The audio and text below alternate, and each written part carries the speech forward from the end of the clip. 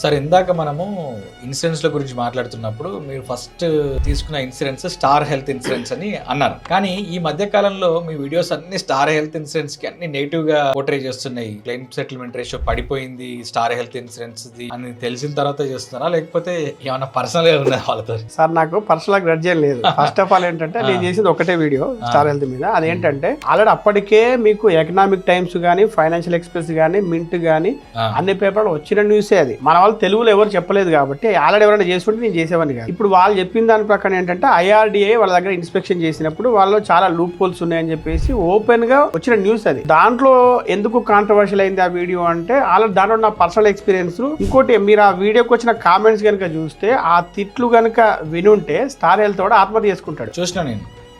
కస్టమర్ల డేటా అనేది లీక్ అయింది. కొంతమంది ఏమంటారంటే స్టార్టింగ్ ఫౌండర్ ఎవరైతే ఉన్నారో ఆయన దాని కంపెనీ అమ్మేసుకుని వెళ్ళిపోయిండు, వేరే వాళ్ళు హ్యాండిల్ చేస్తున్నారు, అందుకే అట్లా అయింది అని అంటారు. పాలసీ రెన్యువల్ జరిగినప్పుడు హెల్త్ చెకప్ అని ఏముండదు. రెన్యూ జరిగినప్పుడు వాడు ఏం రాశాడంటే డయాబెటీస్ కానీ రాశాడు. ప్రీమియం పెంచాడు అనమాట. నాకు తెలియని డయాబెటీస్ ఎలా వచ్చింది అని దాంట్లో పాలసీలోకి లేదు, మీకు లేదు, ఇప్పుడు కూడా లేదు.